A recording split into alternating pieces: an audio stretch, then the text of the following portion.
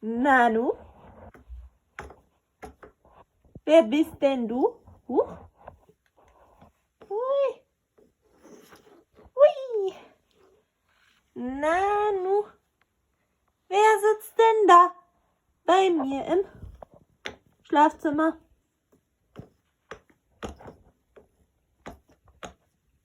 Ja, der sitzt da und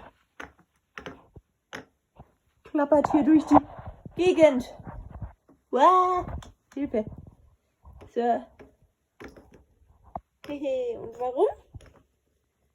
Ganz einfach, weil der hier nächstes Jahr seit 3 Jahren durch die Gegend klappert.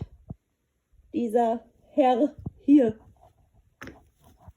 den ganz viele von euch wahrscheinlich kennen. Ja, ja. Klappert hier seit bald 3 Jahren durch die Gegend. Eigentlich hängt er im Wohnzimmer an der Wand. Aber jetzt habe ich ihn mal runtergeholt. Ja, ja. Na? Ja, er will sein Lied singen, aber das machen wir nicht. Weil das gibt sonst Ärger mit den Rechten. Ja, ja. Mit den Musikrechten. Haha. Da ist er.